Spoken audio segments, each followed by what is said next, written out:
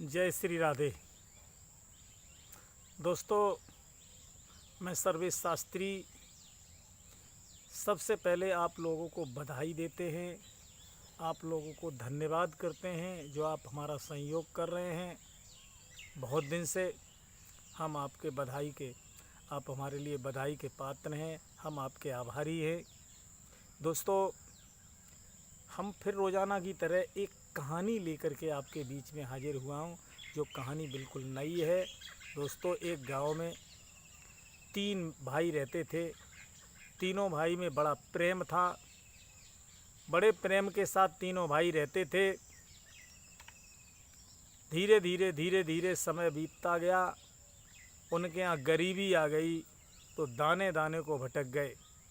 एक दिन तीनों ने विचार किया कि चलो हम कहीं चल कर के अपने भाग्य को ढूंढेंगे, भाग्य की खोज करते हैं। इस प्रकार तीनों विचार करके एक दिन घर से निकल लिए।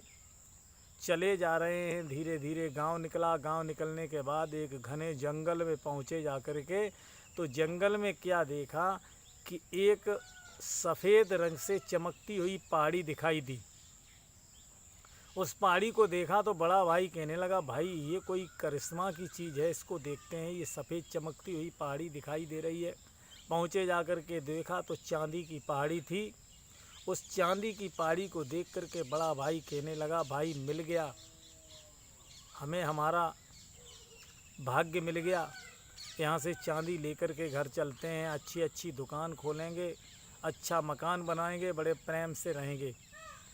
दोनों छोटे भाई कहने लगे, भाई हम आए हैं तो और आगे ढूंढने जाएंगे, आप यहाँ से लौट के जा सकते हैं अगर आपकी इच्छा है तो। बड़े भाई ने तो वहाँ से ढेर सारी चांदी बांध करके और वो अपने घर के लिए रवाना हो गया। घर जा कर के एक सुंदर मकान बनवाया, एक अच्छी सी दुकान खोली और बड़े प्रेम के साथ रहने लगा। वो दोनों भाई फिर आगे बढ़ गए। बढ़ते बढ़ते एक दूसरे जंगल में पहुँचे तो उन्होंने देखा कि पीले रंग की पहाड़ी दिखाई दी। तो उस पहाड़ी को देखने के लिए जब पहुँचे तो देखा कि सोने की पूरी पहाड़ी थी। उनमें से बड़ा भाई कहने लगा, भाई चलो भाग्य मिल गया, यहाँ से सोना ले चलते हैं, एक सोनार की दुकान खोलेंगे और मकान बनाएंगे, बड़े प्रेम के साथ रहेंगे। छोटा कहने लगा, भाई तुम जा सकते हो, हम तो आगे और ढूंढने जाएंगे, हमें और अच्छा मिलेगा कुछ, जब यहाँ तक आए तो आगे और जाएंगे। बड़े भाई ने वहाँ से सोना बांधा, घर आया, एक सोनार की दुकान खोली, एक अच्छा मकान बनाया, बड़े आनंद के साथ रहने लगा। तीसरा भाई आगे बढ़ गया। उसके बाद में एक जंगल और मिला। शाम का समय होने जा रहा था दोस्तों, तो उसने क्या देखा, भूख से परेशान था, व्याकुल था, चला नहीं जा रहा था। एक पेड़ के नीचे बैठ गया तो उसने देखा कि पेड़ के नीचे एक गंदा कपड़ा पड़ा हुआ है, उस कपड़े के ऊपर अच्छे भोजन रखे हुए। भूख से व्याकुल उस पुरुष ने भोजन खा लिए, वो भोजन ग्रहण किए। भोजन ग्रहण करने के बाद उसने वो जो कपड़ा गंदा था उस कपड़े को घड़ी किया और घड़ी करके अपनी जेब में रख करके आगे बढ़ गया। दोस्तों, आगे बढ़ता चला गया। जब शाम का बिल्कुल समय हो गया तो पहुंचा जा कर के उसने देखा कि एक पुरुष सुनसान जंगल में अकेला बैठा हुआ, जो लकड़ी से कोयला बना रहा है और उसी कोयले पर एक बर्तन में आलू उबाल रहा है। उसके पास पहुंचा, देखा जा कर के उसने कहा, भाई आप इस जंगल में, सुनसान जंगल में अकेले रहते हो? उसने कहा, हाँ भाई अकेले रहते हैं। क्या कर रहे हो? उसने कहा, आलू उबाल रहा हूँ, बिना नमक के ऐसे ही खा लेता हूँ, ऐसे ही गुजर बसर चलती है।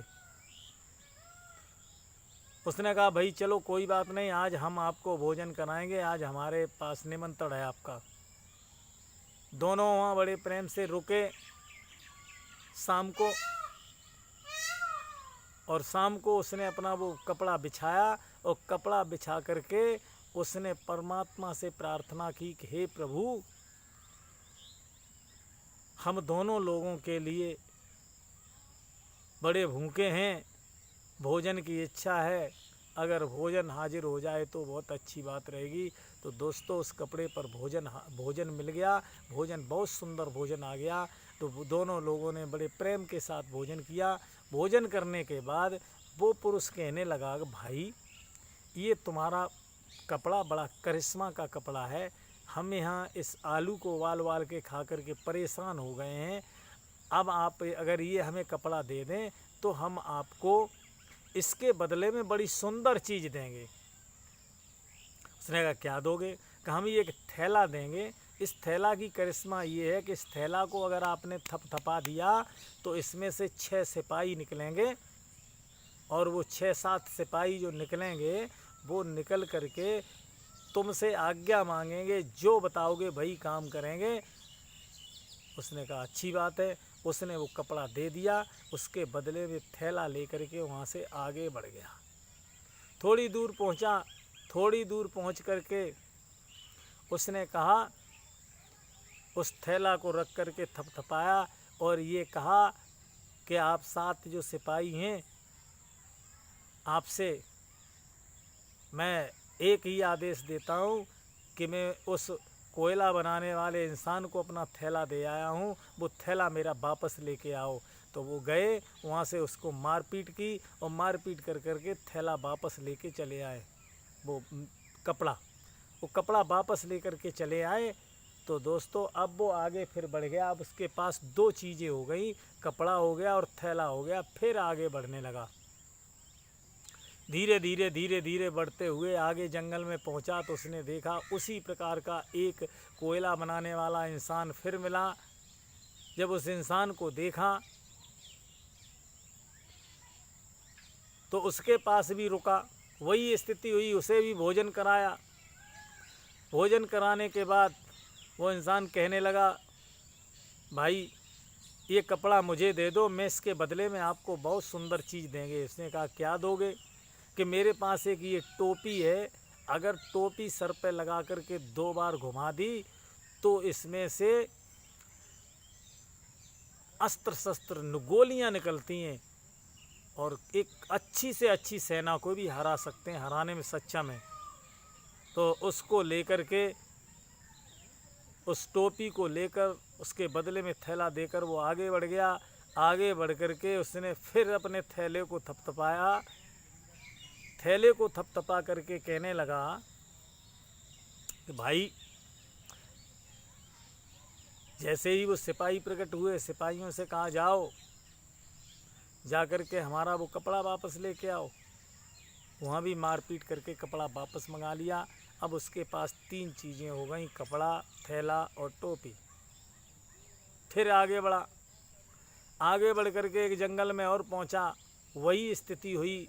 एक कोयला बनाने वाला इंसान फिर मिला, उसको भी उसने भोजन कराया। भोजन कराने के उपरांत वो कहने लगा, भाई तुम अगर अपना ये थैला मुझे वो कपड़ा मुझे दे दो तो इस कपड़े के बदले में हम आपको बहुत अच्छी चीज़ देंगे। उसने क्या दोगे? कि मेरे पास ये बिगुल है, इस बिगुल को अगर आप गुस्से में आकर के फूंकेंगे तो अच्छे राजा महाराजाओं के महलों को भी गिरा देता है, दीवारें गिरा देगा, मकान गिरा देगा, महलें गिरा देगा। और जब इसे आप बंद कर देंगे फूंकना तो वो गिरना बंद हो जाएंगे। उसे लेकर के चला, आगे पहुंचा, अपने थैला को फिर उसने थपथपाया। सिपाही प्रकट हुए, सिपाहियों से कहा जाओ वो हमारा कपड़ा वापस लेके आओ। कपड़ा भी वहाँ से वापस ले लिया और अब विचार करने लगा। अब उसके पास 4 वस्तुएं हो गईं, चारों वस्तुओं को लेकर के अपने घर की सीध लगाई और जैसे ही धीरे धीरे समय बीतने पर वो घर पहुंचा जा कर के तो देखा दोनों भाई बड़े प्रेम से रह रहे हैं, अच्छा मकान बनाया, अच्छी दुकान चल रही है। और भक्तों जैसे ही वो भाइयों के पास पहुंचा, भाई कहने लगे तुम तो क्या आज ये लेकर के आए हो? उसने दिखाया कि मैं 4 चीज़ें लेकर आया हूँ। उन्होंने कहा क्या? ये कपड़ा है, थैला है, बिगुल है, ये क्या टोपी है लेकर के आए हो? देखो मैं आनंद के साथ रहता हूँ। उसने कहा तू मेरे भाग्य को देखना चाहता है?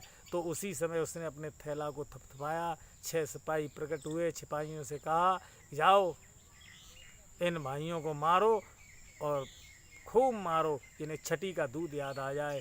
भक्तों इस प्रकार से उन भाइयों की पिटाई करवाई। पिटाई करवाने के बाद आगे बढ़ गया और आगे बढ़ कर के अपना अलग रहने लगा।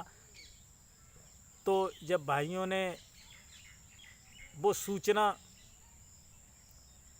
थाने में जाकर के की तो पुलिस की भी पेश नहीं गई उन सिपाहियों से।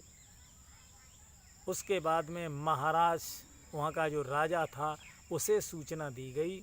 जब राजा को सूचना की गई, राजा ने कहा अपने एक सेना को भेजा और कहा जाओ ऐसे उपद्रवी को जा कर के पकड़ के लेके आओ। राजा ने अपने सिपाहियों को भेजा। सिपाही पकड़ने के लिए गए तो उसने अपने थैले को थपथपाया। उसमें से जो सिपाही निकले उन्होंने पूरी सेना को परास्त कर दिया। जब महाराज को पता लगा तो महाराज ने एक टुकड़ी और भेजी, वो भी वापस लौट के आई, क्योंकि उसके पास वो टोपी थी। टोपी को जैसे ही घुमाया तो उसमें से तोपें खटखटाने लगीं और फायरिंग होने लगी।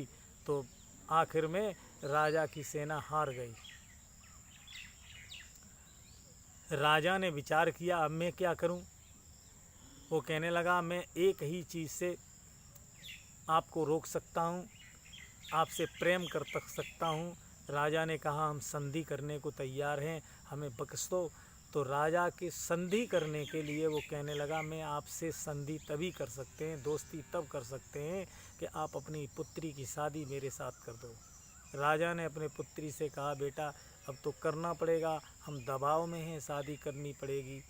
इस प्रकार से भक्तों राजा ने जैसे ही कहा तो उस बेटी ने शादी करने को तैयार हो गई।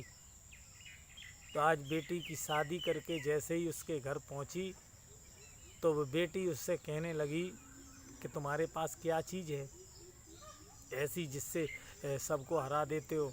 तो वो कहने लगा ये मेरे पास थैला है। जब उसने थैला दिखाया उसमें से सिपाही निकले। तो उस लड़की ने क्या किया, वो चुपके से प्रेम के जाल में फंसा करके और थैला छिड़ा लिया और आगे जा बढ़ी और उसने थैला को थपथपाया। तो सिपाही निकले। अब तो उस लड़की का आदेश मानने लगे। तो वो सिपाहियों से कहा इसको धराशायी कर दो, इसको जाकर के मारो। जैसे ही वो सिपाही आगे बढ़े उसी समय उसने अपनी टोपी को हिलाया तो टोपी से तोपें निकलीं, फायरिंग होने लगी, लड़ाई हुई। वो सिपाही हार गए तो उसने अपना थैला भी वापस मंगा लिया। थैला वापस आ गया। अब वो लड़की फिर परेशान हुई, हाँ विनती करने लगी। उसने कहा अब हम कुछ नहीं करेंगे। तो भक्तों इस प्रकार से वो लड़की ने फिर चाल चली, वो टोपी को लेकर के गई। उसी समय उसको गुस्सा आया, उसने अपने बिगुल को फूंका तो राजा की दीवारें गिरने लगीं, राजा की दीवारें थरथराने लगी, मकान ढहने लगे। उसी समय महाराज बड़े आकर के महाराज बहुत ही हाथ जोड़ करके आए और विनती की तो उसने बिगुल को फूंकना बंद कर दिया। दोस्तों उस समय उन दीवालों से जब बिगुल बंद हुआ तो उसी समय फिर महाराज ने कुछ चाल चली तो उसने बिगुल फिर फूंका। तो जब बिगुल फूंका तो मकान फिर ढहने लगे। तो महाराज उसी मकान से दब करके महाराज और वो उनकी पुत्री दब करके नष्ट हो गए, ख़त्म हो गए।